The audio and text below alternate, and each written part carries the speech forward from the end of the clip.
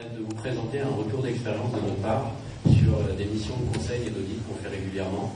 Donc aujourd'hui, on va faire ça avec CanalSat, auditer et optimiser vos applications PHP. Donc nous avons la chance d'avoir avec nous Franck Lombardi. Voilà, donc voilà, qui est un... marche pas. Voilà, donc Franck qui est ingénieur intégrateur chez CanalSat, voilà, et donc qui interviendra en fin de conférence. Donc Cyril Pierre de Guillère, donc un de mes collègues de la société Amaska, qui est auteur du livre PHP 5 avancé, qui est probablement une des meilleures documentations sur PHP en France actuellement. Donc voilà. Merci Guillaume pour la pub. Bon, vous avez peut-être remarqué qu'il y a quelques publicités subliminales que vous avez dû avoir dans les catalogues et sur tous les posters. Donc sur mon livre et aussi sur le livre Best Practice de Guillaume. Guillaume nous a rejoint chez Amaska cette année et c'est bien complémentaire les deux bouquins et les profils aussi, puisque c'est le livre Best Practice qui est une autre approche que l'approche technique qu'on a sur le livre PHP 5 avancé. Voilà. Donc avant de commencer, on va vous poser quelques petites questions, histoire de mieux vous connaître.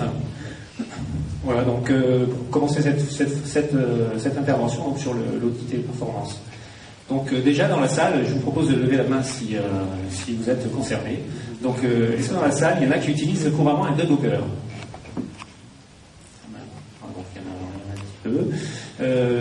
Qui est-ce qui utilise un profiler? Un outil de profiling?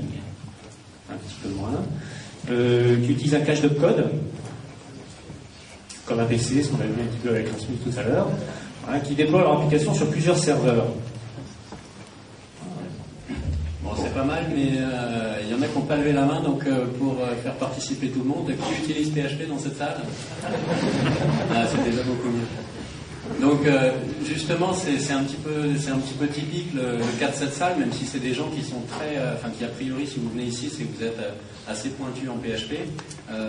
C'est typique, on s'aperçoit que les gens montent en compétences de plus en plus, mais il y a encore peu de monde qui utilise des débuggers, qui utilise des plateformes pour optimiser, et c'est pour ça qu'on travaille, notamment avec Zen et MySQL, sur des missions d'audit qui ont pour but de répondre à une problématique. Souvent en PHP, un projet commence en étant pilote, on le développe rapidement pour répondre à un besoin, et c'est ce que nous montrera CanalSat, l'expérience de CanalSat, et c'est un projet pilote qui devient application critique, et donc comment le fiabiliser. Et là-dessus, on va travailler donc, pour faciliter l'évolution fonctionnelle des applications sur des aspects programmation, méthode de programmation, méthodologie, optimisation des performances et de la scalabilité. Donc plus votre application monte, vous allez vous apercevoir qu'il va falloir répondre à la charge. Et au travers de cette conférence, on va essayer de vous montrer les différentes approches à avoir. On valide la sécurité des approches et on facilite la maintenance. Alors concrètement, comment est-ce que nous intervenons sur un projet? Nous intervenons sur différents aspects au niveau de l'audit. Donc notamment sur la qualité du code PHP existant. Donc on va regarder un petit peu la manière dont le code PHP est écrit, est architecturé.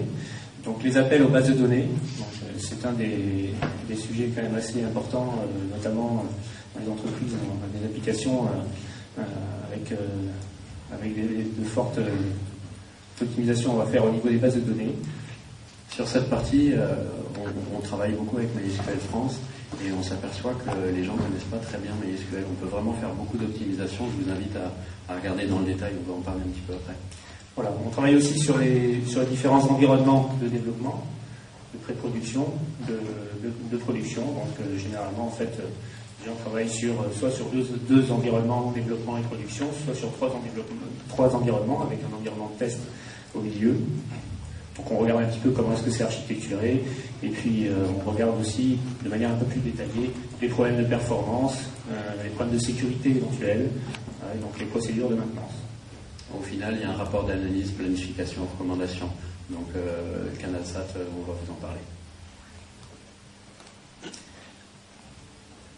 Voilà. Donc auditer et optimiser vos applications PHP. Donc on vous propose de faire cette petite conférence en 3 parties. Donc nous allons d'abord voir comment auditer vos applications, donc les outils qui permettent d'auditer, d'abord qu'est-ce que le profiling, qu'est-ce que le débogage, et comment utiliser les outils. On fera une petite démonstration tout à l'heure.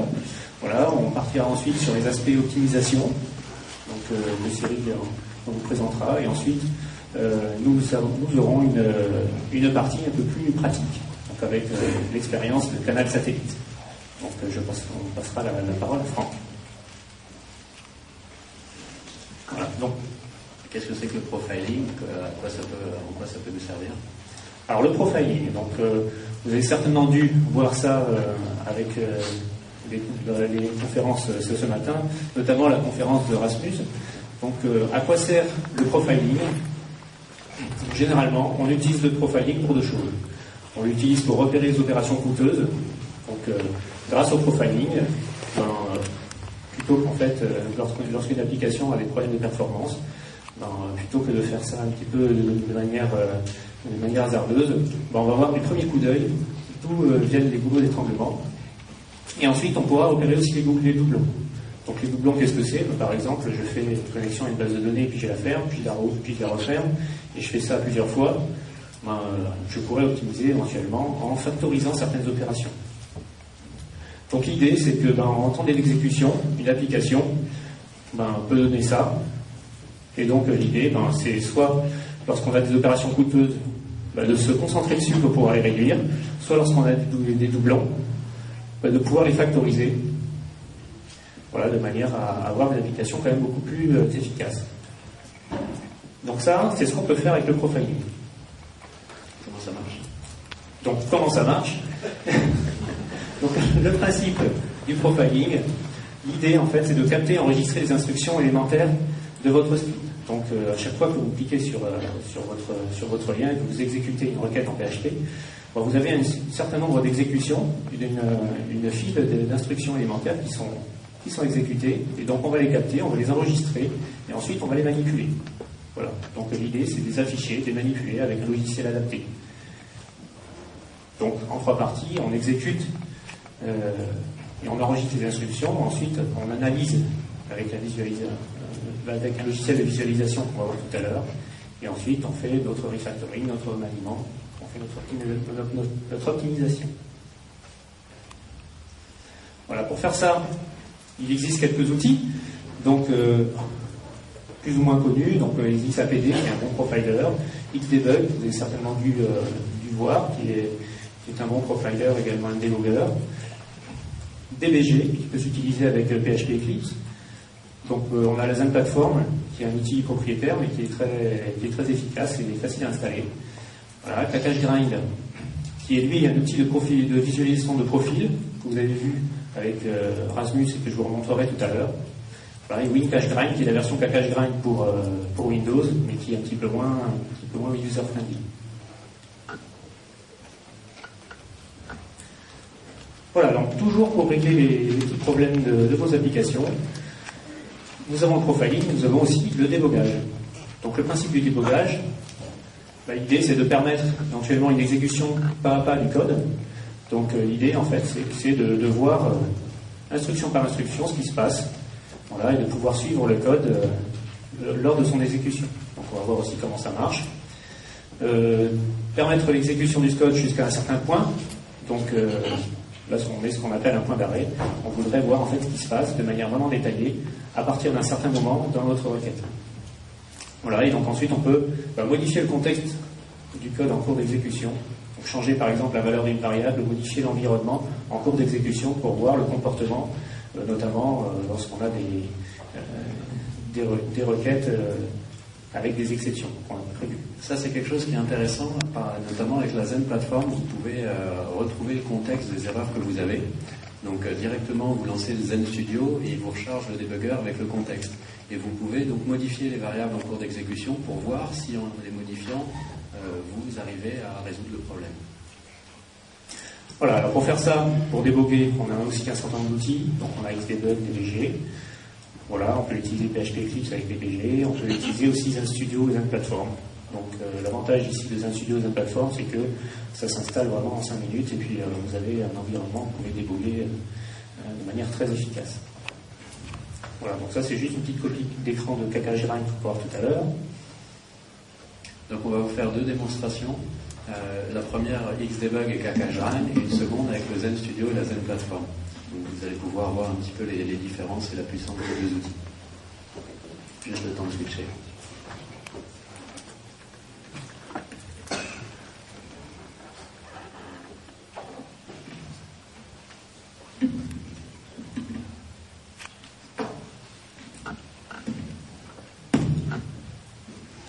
Voilà, alors je vais essayer de faire ça avec le micro, ça va être évident.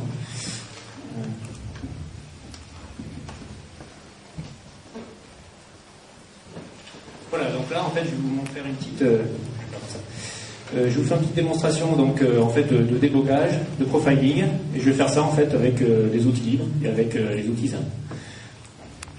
Donc ça va être assez rapide, hein. Donc là l'idée c'est qu'on a une petite application. Donc là sur mon serveur j'ai installé un Xdebug.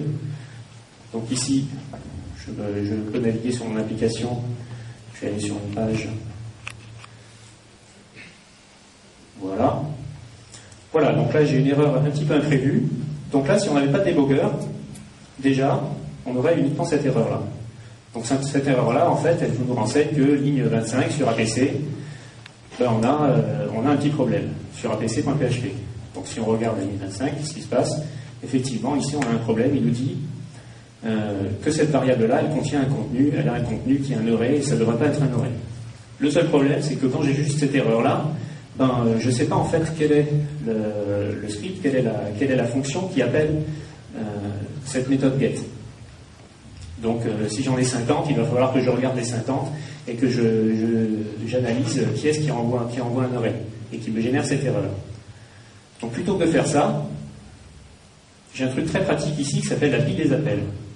Donc la pile des appels, c'est toutes les fonctions et les fichiers par lesquels je vais passer pour pouvoir en arriver à cette erreur-là.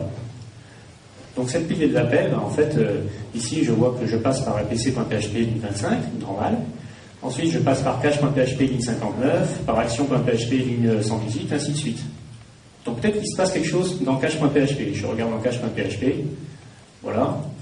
Et donc effectivement là, donc je fais un call user function, et ici je passe un array, ce qu'il ne faudrait pas que je fasse. Donc là je peux régler le problème très facilement et rapidement.